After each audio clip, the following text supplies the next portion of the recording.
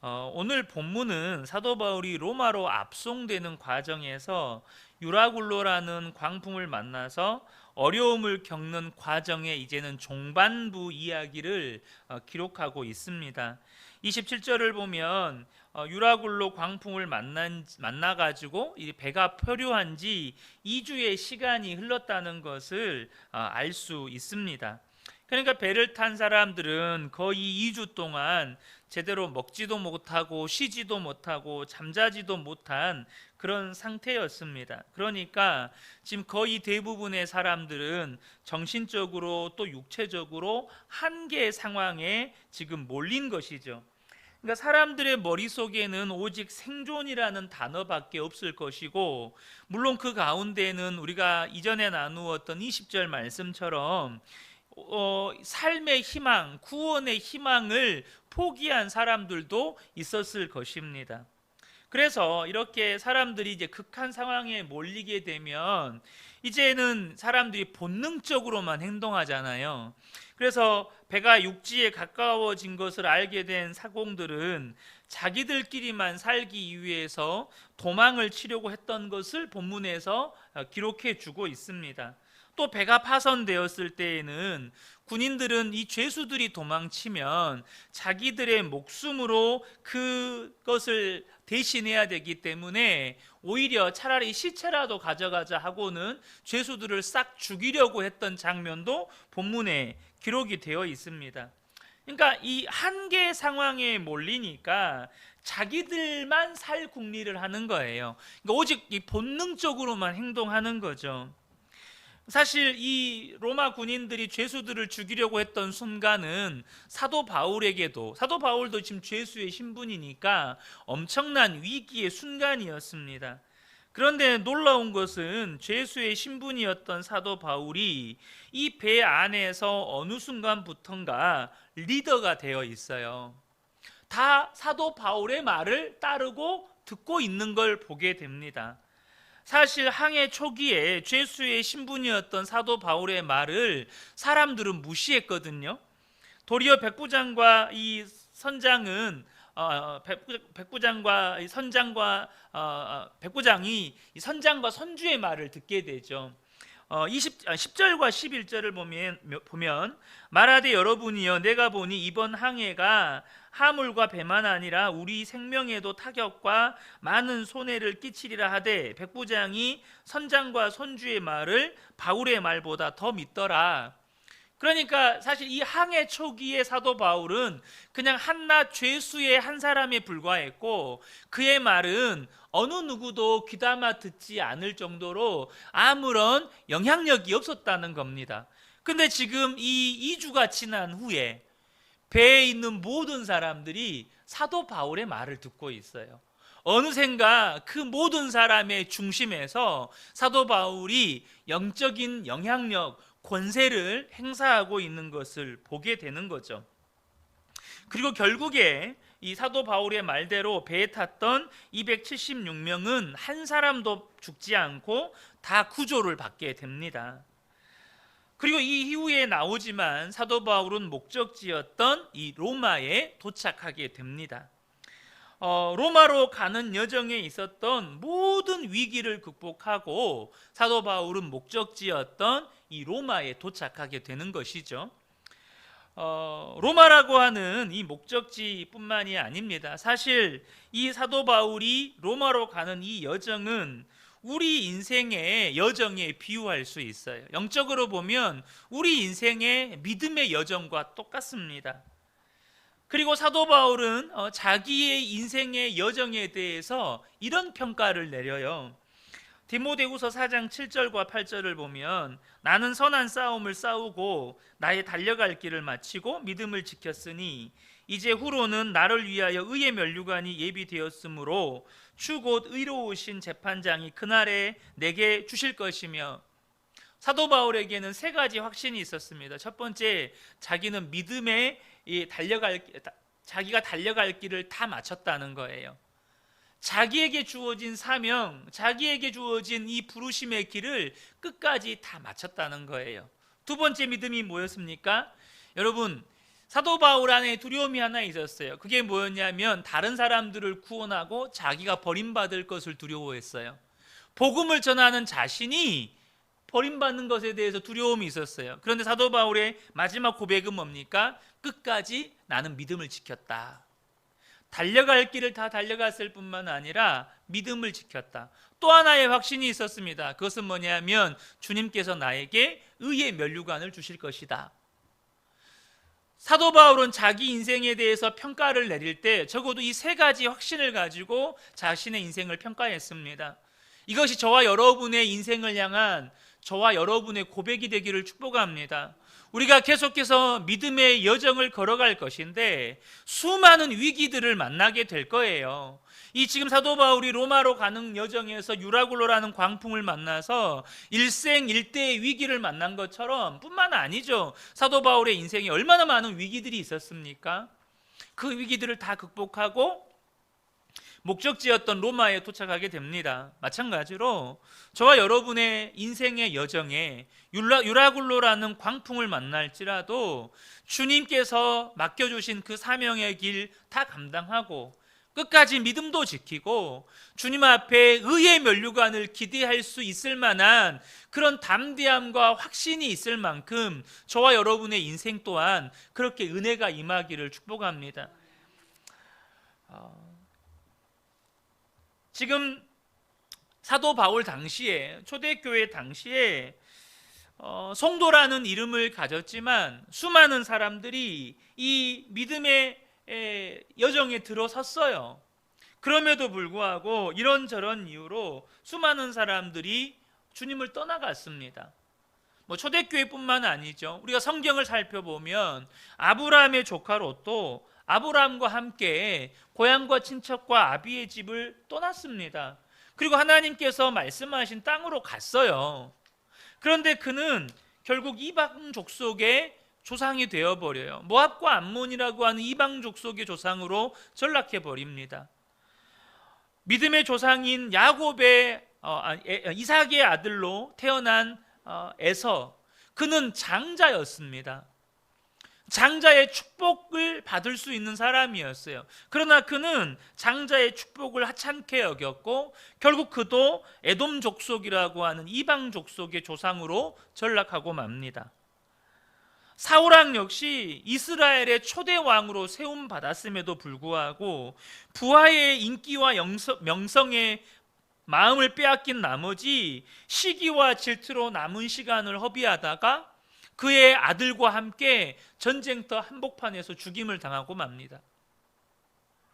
초대교회 당시에도 예수님을 믿었던 수많은 사람들이 고난과 핍박을 못 이기고 주님을 떠나간 사람들도 있었어요. 히브리서 기자가 이렇게 말합니다. 히브리서 10장 38절 39절에 나의 의인은 믿음으로 말미암아 살리라. 또한 뒤로 물러가면 내 마음이 그를 기뻐하지 아니하리라 하셨느니라. 우리는 뒤로 물러가 멸망할 자가 아니요 오직 영혼을 구원함에 이르는 믿음을 가진 자니라. 여러분, 우리의 믿음은 뒤로 물러서는 믿음이 아니에요. 우리에게 주어진 이 믿음의 여정을 끝까지 감당하고 반드시 구원함에 이르는 믿음입니다. 저와 여러분이 정말로 이 믿음의 여정을 끝마치고 우리의 목적지인 영원한 본향에 들어가게 되는 이 영광스러운 은혜를 꼭 누리게 되시기를 축복합니다. 저는 오늘 이 사도 바울의 삶을 통해서 어떻게 그가 그 수많은 위기를 극복하고 주어진 믿음의 여정을 마치고 그 목적지에 도달할 수 있었는지 좀 네 가지로 좀 살펴보려고 해요. 첫 번째는 뭐였냐면 사도 바울은요 하나님의 임재의식을 가지고 살았어요. 이것을 다르게 표현하면 항상 함께 계신 주님을 의식하고 살았어요. 이것이 사도 바울의 아주 중요한 믿음이었습니다. 그 믿음이 사도 바울의 고백, 또 사도 바울의 전도 여행에서 정말로 곳곳에서 드러나요. 이건 사도 바울의 고백이었을 뿐만 아니라 그냥 사도 바울의 삶이었어요.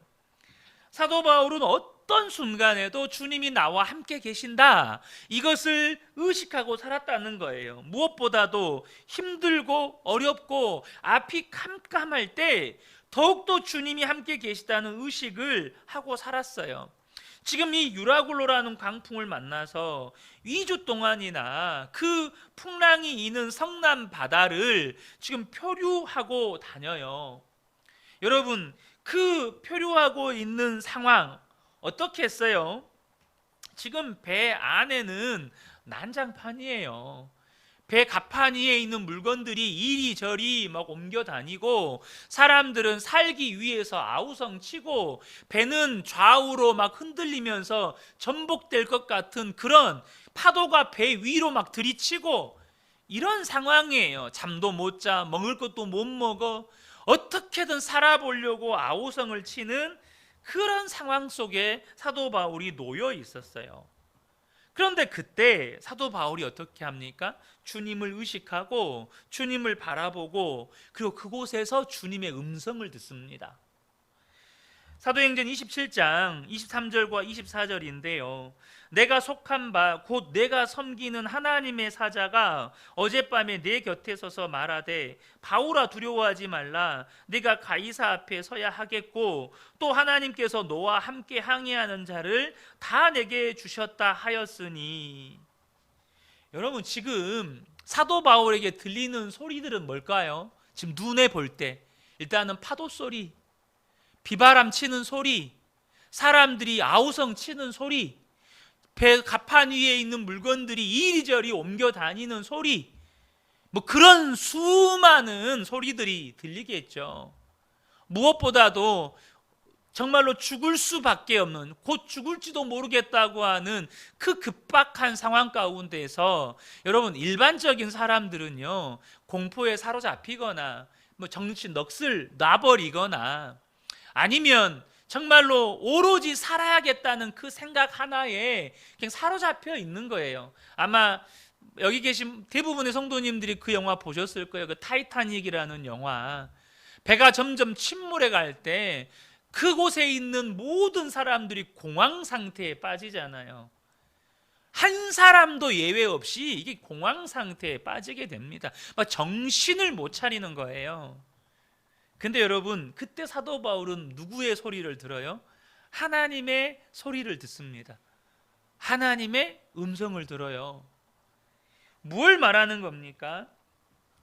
사도 바울이 그 정신없는 그 상황, 정말로 공포와 두려움에 휩싸일 수밖에 없는 그 상황에서조차도 주님을 의식하고 주님을 바라보았다는 거예요. 어느 정도로요? 다른 소리는 안 들리고 하나님의 음성이 들릴 정도로. 우리가요, 주변이 너무 시끄러우면 내가 듣고 싶은 게 잘 안 들려요. 그러지 않나요? 주변에서 막 왁자지껄 떠들으면 전화 소리도 잘 안 들려요. 근데 여러분, 그렇게 사방이 난리인데 거기서 하나님의 음성을 들을 정도로 사도 바울이 하나님을 바라봅니다.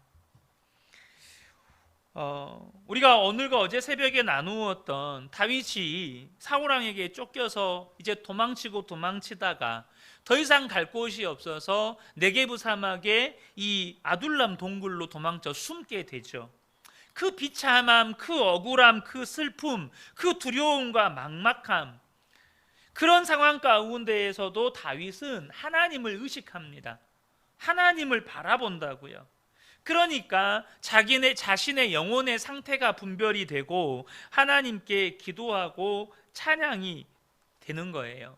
여러분, 한번 상상을 해보세요. 만약에 사도 바울이 그 유라굴로 폭풍의 한복판에서 주님을 의식하지 못했다면, 주님을 바라보지 못했다면, 사도 바울 역시 그곳에서 정신줄 놓고 살기 위해서 발버둥 치는 276명 중에 한 사람에 불과했을 거예요. 어쩌면 배가 파선하자 로마 군인들이 죄수들을 죽이려고 할 때 사도 바울은 그때 죽었을지도 몰라요. 그러나 그가 계속해서 주님을 바라볼 때 처음에는 누구도 사도 바울의 말에 귀를 기울이지 않을 정도로 존재감이 없는 사람이었는데, 위기가 더해가면 더해갈수록 사도 바울을 통해서 예수 그리스도가 드러나고 사도 바울의 존재감이 드러나고 어느샌가 그 270명의 70여 명의 무리 가운데에서 리더가 되어 있는 거예요. 뭐 때문에요? 딱 한 가지, 주님을 의식하고 주님을 바라보는 것 때문에요. 하나님의 사람 요셉도 똑같습니다. 형들에 의해서 미디안 상인들에게 팔려서 애굽으로 끌려가잖아요. 보디발의 집에 팔려갔을 때 그는 존재감 없는 한 사람의 노예에 불과했어요. 근데 요셉이 바뀌지 않았던 게 하나가 있습니다. 그게 뭐였습니까? 아버지 집에 있든지 노예로 팔려가든지 혹은 그 보디발의 집에서 노예로 살든지 그의 삶에 변하지 않는 한 가지가 있었는데 그것이 하나님을 의식하고 살았다는 거예요. 심지어 보디발의 아내의 유혹을 받을 때조차도 그는 하나님을 의식했어요. 그러니까 여러분, 그 존재감이 점점 드러나요. 정확한 표현으로는 그를 통해서 하나님이 드러나는 거예요. 이 보디발의 집에 있는 사람들이 보는 겁니다. 요셉을 통해서 하나님이 일하심이 보이는 거예요. 요셉 때문에 이 가정에 하나님이 복을 주시는 게 보이는 거예요. 한 가지예요. 이유는 한 가지입니다. 계속해서 요셉이 주님을 바라보았다는 거예요. 주님을 의식하고 살았다는 거예요. 이것을 하나님의 임재의식이라고 표현하기도 하고 쉽게 이야기하면 그냥 주님 바라보고 살았다는 거예요. 주님 생각하고 살았다는 겁니다. 여러분, 저와 여러분이 하나님의 임재의식을 가지고 살아가는 게 이렇게 중요합니다. 주님 바라보고 살아가는 게 이렇게 중요해요. 두 번째, 사도 바울의 삶에서 우리가 엿볼 수 있는 게 하나님이 허락하신 만남들을 귀하게 여겼다는 것입니다. 하나님은 우리를 통해서 하나님의 뜻을 이루어 가실 때요, 절대 나 한 사람만을 독불장군처럼 사용하지 않습니다. 그래서 신앙에는 영웅이 없는 거예요. 여러분, 전쟁사 역사에는 영웅이 있지만 여러분, 구속사에는 영웅은 없어요. 오직 예수님만 있을 뿐이에요. 반드시 하나님의 뜻을 이루어갈 동역자들, 한 몸을 이룰 지체들을 허락하시고 또 그리스도인이 아니더라도, 믿음의 사람이 아니더라도 하나님은 믿지 않는 자들조차 돕는 손길로 붙여주세요. 왜요? 우리가 연약하기 때문이에요. 여기서 연약하다는 말은 한 사람에게 모든 은사와 재능을 주지 않으셨다는 거예요. 하나님은 어떤 사람에게 은사와 재능을 허락하셨다면 또 어떤 부분에서는 반드시 연약함을 주십니다. 절대 모든 분야에서 완벽함을 주시지 않아요. 그래서 누군가의 강점이 누군가의 약점을 보완하게 하시고 또 누군가의 약점은 누군가의 강점이 하나님께 쓰임받는 통로가 되게 하세요. 그래서 누군가의 강점도 그리스도 안에서 자랑이 되지 못하게 하셨고 누군가의 약점도 그리스도 안에서 비난이나 정죄의 대상이 되지 못하게 하셨어요. 여러분, 이거 기억하셔야 돼요. 저와 여러분에게 어떤 은사나 어떤 하나님께서 주신 달란트가 있을 수 있거든요. 근데 그리스도 안에서는 그게 자랑이 없어요. 그 어떤 것도 자랑할 수 없어요. 단지 하나님이 주셨을 뿐이에요. 놀라운 건 뭔지 아세요? 하나님이 나의 그 강함을 누군가의 약함이란 통로를 통해서 사용하신다는 거예요. 내게 긍휼의 은사가 있어요. 그러면 긍휼 받을 자를 우리에게 보내주세요. 무슨 말인지 아시겠습니까? 전도의 은사가 있어요. 그럼 전도 대상자를 보내주세요. 저와 여러분의 삶에 어떤 은사를 주셨다면 그 은사는 홀로는 사용할 수 없어요. 반드시 연약한 사람을 통로로 쓰셔서 그 은사를 드러나게 하시는 거예요. 그저 우리는 강한 사람이나 약한 사람이나 어떤 사람도 그리스도 안에서 하나가 되게 하셨을 뿐이에요. 고린도전서 12장 21절에서 25절 조금 길지만 눈이 손더러 내가 너를 쓸데없다 하거나 또한 머리가 발더러 내가 너를 쓸데없다 하지 못하리라. 그뿐 아니라 더 약하게 보이는 몸의 지체가 도리어 요긴하고 우리가 몸에 덜 귀히 여기는 그것들을 더욱 귀한 것들로 입혀주며 우리의 아름답지 못한 지체는 더욱 아름다운 것을 얻느니라. 그런즉 우리의 아름다운 지체는 그럴 필요가 없느니라. 오직 하나님이 몸을 고르게 하여 부족한 지체에게 귀중함을 더하사 몸 가운데 분쟁이 없고 오직 여러 지체가 서로 같이 돌보게 하셨느니라. 저와 여러분이 이걸 기억하셔야 돼요. 오직 여러 지체가 강한 자나 약한 자나 어떤 은사가 있건 어떤 연약함이 있건 서로를 돌보게 하셨다는 거예요. 그래서 하나님께서 하나님의 사람들에게 반드시 사람을 붙여주십니다. 모세에게 아론과 훌, 여호수아와 갈렙을 허락하시고 다윗에게는 요나단과 400명의 용사와 같은 이들을 허락하시고 본문의 사도 바울에게는 바울과 실라, 누가와 같은 동역자뿐만 아니라 그 전도 여행의 여정 가운데 수많은 사람들을 붙여주세요. 당장 오늘 본문에도 백부장 율리오가 이 사도 바울이 죽지 않도록 그를 보호해 주거든요. 또 이 멜리데 섬에 도착했을 때는 그곳의 원주민들을 만날 뿐만 아니라 가장 높은 사람인 보블리오라는 사람을 만나게 하십니다. 이 부분에 대해서는 다음에 더 나누도록 하겠습니다. 이렇게 하나님은 하나님의 동역자를 붙여주시기도 하시고 믿지 않는 자라 할지라도 하나님께서 사람을 붙여주셔서 하나님 나라의 일꾼으로 그 사람 설 수 있도록 계속해서 사람을 붙여주신다는 거예요.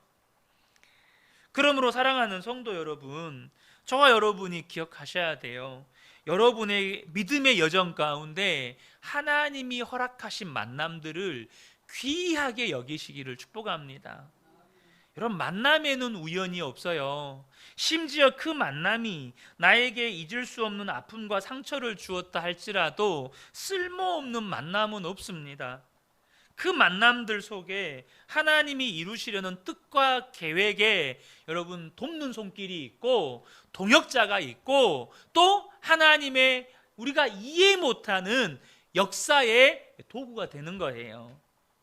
그러므로 그 만남 하나하나를 귀하게 여기고 사랑하고 또 그 사람들을 의지해야 할 때는 의지하고, 사도 바울 혼자 절대 로마로 갈 수가 없어요.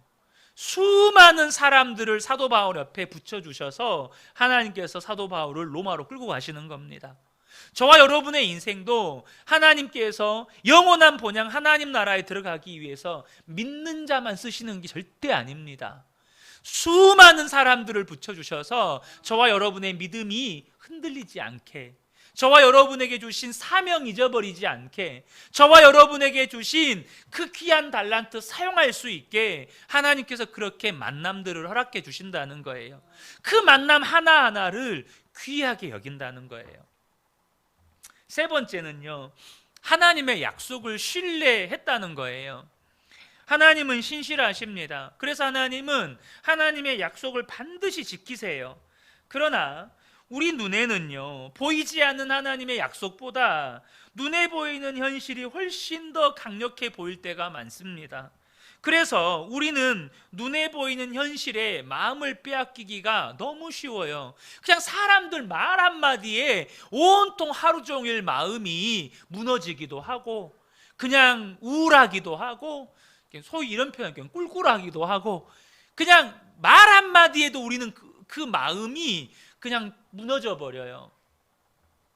그런데요, 오늘 본문의 사도 바울을 보면 끝까지 하나님의 약속의 말씀을 신뢰하고 있음을 보게 됩니다. 25절에 보면 그러므로 여러분이여 안심하라, 나는 내게 말씀하신 그대로 되리라고 하나님을 믿노라. 사도 바울의 고백입니다. 나는 말씀하신 대로 된다고 나는 믿는다. 지금 눈에 보이는 현상은 어떻습니까? 지금 2주예요. 자그마치 2주 동안 이 풍랑에서 벗어나지를 못하고 어디로 가는지도 몰라요. 2주 동안 먹지도 자지도 쉬지도 못했어요. 사람들은 거의 막 빈사 상태입니다. 이제 힘도 없어요. 힘도. 그런 상태인데 사도 바울이 하나님의 약속의 말씀을 붙잡고 그 말씀을 신뢰하고 있다는 믿음을 드러내요. 근데 무엇으로 그 믿음을 드러내죠? 먼저는 다른 사람들 앞에서 자신의 믿음을 고백하고 선포하는 것으로 드러냅니다.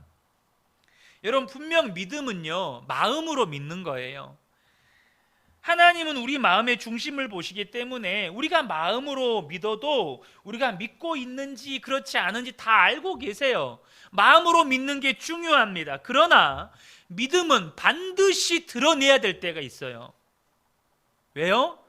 믿음은 생명이니까. 믿음은 생명이기 때문에 반드시 생명의 역사로 우리의 삶에 드러나게 됩니다. 또한 반드시 그것을 표현해야 될 때가 있어요. 예수님이 왕 되시고 예수님이 그리스도 되시고 예수님께서 생사화복을 주관하신다는 것을 드러내야 할 때가 반드시 있어요. 모든 믿음의 사람들에게 한 사람도 예외 없이 저와 여러분에게 하나님이 너의 믿음을 드러내라고 말씀하실 때가 있어요. 그때 저와 여러분이 우리의 믿음을 믿지 않는 자들에게 고백하고 선포함으로 드러내셔야 돼요. 지금 사도 바울이 처한 상황이 바로 그때였습니다. 이 배 안에 있는 모든 삶의 희망을 잃어가는 사람들에게 그 믿음을 고백하고 선포하는 거예요. 이것은 마치 다니엘이 왕의 음식으로 자기의 몸을 더럽히지 않기로 결단하고, 여기까지는 마음으로 결단하는 거예요. 마음으로. 근데 마음으로 결단하면 뭐예요? 왕의 음식은 날마다 나오는데 먹지 않으면 안 되는데, 그러니까 어때요? 반드시 이것을 고백하고 표현해야 되는 상황이 오는 거예요. 그러니까 어떻게 합니까? 환관정에게 왕의 음식과 포도주로 자기 몸을 더럽히지 않기를 구하는 거예요. 믿음을 드러내는 겁니다. 그렇게 믿지 않는 자들에게 자신의 믿음을 드러내야 할 때, 그 믿음을 드러낼 때에 하나님이 어떻게 하시죠? 거기서 하나님의 역사가 나타나는 거예요. 채소를 먹은 다니엘의 얼굴이 왕의 진미를 먹은 이 다른 이들보다 얼굴이 너무 더 윤택하고 광이 나는 거예요. 사도 바울의 자신의 하나님의 말씀을 신뢰하고 있음을 드러내는 또 하나의 드러내고 있는 게 있는데, 그게 뭐냐면 믿는 대로 행동했다는 거예요. 믿는 대로 행동했다는 거예요. 오늘 본문 33절부터 35절을 보면, 날이 새어가며 바울이 여러 사람에게 음식 먹기를 권하여 이르되 너희가 기다리고 먹지 못하고 줄인 지가 오늘까지 열 나흘인즉 음식 먹기를 권하노니 이것이 너희의 구원을 위하는 것이요 너희 중 머리카락 하나도 잃을 자가 없으리라 하고 떡을 가져다가 모든 사람 앞에서 하나님께 축사하고 떼어 먹기를 시작하며, 지금 음식을 먹이잖아요. 음식을 먹자고 권하잖아요. 근데 무엇 때문에요? 너희의 구원을 위하는 것이요. 너희들 다 구원 받을 거다. 음식 먹어라. 먹어야 힘내가지고 이제 살아갈 거 아니냐. 너희들 다 구원 받을 거니까 먹어라. 그리고 그 사람들 앞에서 그 음식을 하나님께 감사 기도 올려드리고 그 배에 있는 사람들에게 나눠주는 거예요. 여러분, 우리가 믿는다고 말로 선포만 하고 있으면 안 돼요. 행동으로 옮겨야 할 때가 있어요. 반드시 우리의 믿음이 행동으로 표현해야 될 때가 온다고요. 사도 바울은 하나님이 구원해 주실 거라고 믿었고 그대로 선포합니다. 그리고 그렇게 믿었기 때문에 배의 선원들에게 음식 먹기를 권하고 자신도 먹는 거예요. 믿음은 반드시 믿음의 선포와 함께 믿음의 행동이 뒤따르는 겁니다.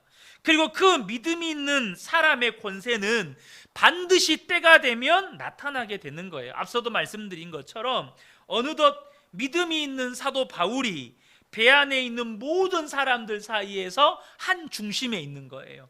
어느덧 그가 리더가 되어 있고 그의 말에 로마 백부장과 군인들도 다 순종하는 거예요. 얼마나 놀랐습니까? 여러분, 돈이 있어서 권세가 있는 게 아닙니다. 사람이 인기가 있거나 명예가 있거나 권력이 있어서 권세가 있는 게 아니에요. 여러분, 믿음이 있는 사람에게 하나님께서 영적 권세를 드러내 주시는 거예요. 이것을 기억하셔야 한다는 겁니다. 끝으로 네 번째로, 하나님이 주신 사명을 사도 바울은 한순간도 잊지 않았습니다. 사도 바울에게는 어떤 순간에도 잊어버릴 수 없는 사명이 있었어요. 그게 뭐였습니까? 로마까지 가서 복음을 전해야 하는 사명이었습니다. 사도행전 23장 11절에 그날 밤에 주께서 바울 곁에 서서 이르시되 담대하라, 네가 예루살렘에서 나의 일을 증언한 것 같이 로마에서도 증언하여야 하리라. 사도 바울에게는 분명한 사명이 있었습니다. 로마에 가서도 복음을 전해야 돼. 이 사명이 사도 바울 안에 있었습니다. 그래서 한순간도 잊지 않았어요. 그가 붙잡혀서 예루살렘으로 가야 할 때 그는 스스로 환난을 당할 것을 알고 있었습니다. 심지어 사도행전 21장을 보면 아가보라고 하는 선지자가 사도 바울이 환난 당할 것에 대해서 예언을 하니까 이 말을 들은 수많은 사람들이 울면서 사도 바울을 뜯어 말렸어요. 바울 선생님 가지 마세요. 큰일 납니다. 그때 사도 바울이 뭐라고 하죠? 사도행전 21장 13절을 보면 바울이 대답하되 여러분이 어찌하여 울어 내 마음을 상하게 하느냐? 나는 주 예수의 이름을 위하여 결박당할 뿐 아니라 예루살렘에서 죽을 것도 각오하였노라. 무슨 말입니까? 사도 바울 마음 안에 온통 사명으로 가득 차 있는 거예요. 그래서 그가 이제 로마에 도착해서 가택 연금 상태, 그러니까 감옥에 갇힌 거예요. 근데 우리가 생각하는 일반 감옥이 아니고 이 주택 안에 갇혀가지고 못 나가고 거기에서 갇혀 있는 거죠. 근데 그 소식을 듣고 수많은 유대인들이 찾아옵니다. 근데 그 유대인들이 찾아왔을 때 그 연금 상태에, 그 수감 상태에 있는 사도 바울이 뭐합니까? 사도행전 28장 23절을 보면 그들이 날짜를 정하고 그가 유숙하는 집에 많이 오니 바울이 아침부터 저녁까지 강론하여 하나님 나라를 증언하고 모세의 율법과 선지자의 말을 가지고 예수에 대하여 권하더라. 온통 사명만 그 마음 안에 있는 거예요. 어떤 순간에도 자기에게 주신 사명을 잊지 않았습니다. 어떤 성도님들에게 사명이 뭐냐고 물어보면 목사님, 저는 사명 같은 거 잘 몰라요, 이런 이야기를 하십니다. 또 어떤 분은 과거에 언젠가 사명에 불탔지만 지금은 그래, 그런 때가 있었지, 이렇게 과거를 회상만 하는 성도들도 있습니다. 여러분은 어떻습니까? 여러분의 사명은 무엇입니까? 분명한 건 사명이 없는 성도는 없다는 거예요. 사명이 없는 성도는 없다는 거예요. 여러분의 사명은 뭔가요? 저와 여러분이 정말로 주님께서 예수를 믿게 한 그 순간부터 믿음의 여정에 오르게 하셨는데 어느 순간 믿음의 여정에서 뒤로 물러가서 방황하고 있는 성도들이 너무 많아요. 저와 여러분이요, 이제는 그 모든 방황을 멈추셨으면 좋겠습니다. 이제는 그 믿음의 여정에서 정말로 주님이 부르시는 그날까지 그 앞길만 보고 표대만 보고 앞으로 가셨으면 좋겠어요. 사도 바울을 정말로 그 믿음의 여정에서 넘어지게 만들 수 있는 수많은 위기들이 있었습니다.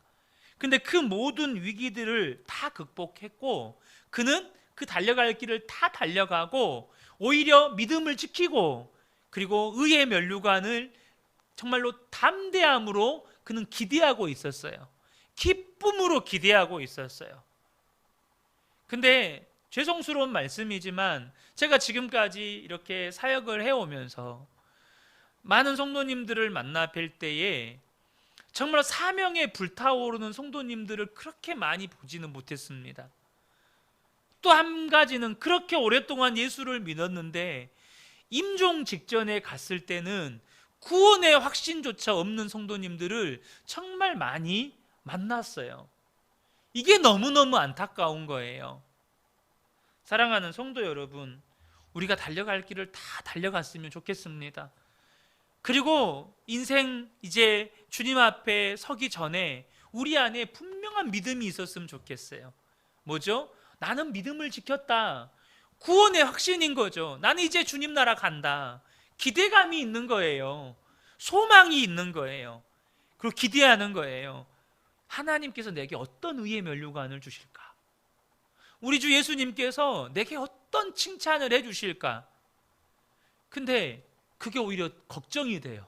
막 두려워. 하나님 앞에 서는 게 두려워요. 저와 여러분이 오늘 말씀을 꼭 기억하셨으면 좋겠습니다. 네 가지를 여러분 기억하십시오. 사도 바울이 어떻게 그 믿음의 여정을 다 끝마칠 수 있었는지, 바로 하나님의 임재의식, 언제나 함께 계신 주님 의식하고 살았다는 거예요. 그리고 그 인생의 여정 가운데 하나님께서 허락하셨던 그 수많은 만남들을 하나하나 귀하게 여겼다는 것입니다. 물론 사도 바울의 인생에도 실수가 있었고 그러다 보니까 갈등이 있었어요. 대표적으로 1차 전도 여행에 함께 따라갔던 마가가 대표적인 인물입니다. 그런데 어떻게 합니까? 그 마가와도 나중에는 화해하고 누구보다도 사도 바울과 친밀한 동역자가 됩니다. 여러분도 그렇게 되셔야 합니다. 그리고 하나님의 약속을 신뢰하십시오. 끝으로 여러분에게 주신 사명, 어떤 순간에도 여러분 잊어버리지 마십시오. 그러면 언젠가 저와 여러분이 주님 앞에 서는 날에 사도 바울의 고백이 저와 여러분의 고백이 될 줄로 믿습니다. 이 밤에 함께 예배한 우리 모든 성도님들에게 이 놀라운 은혜와 축복이 함께 하시기를 예수님의 이름으로 축복합니다. 아멘.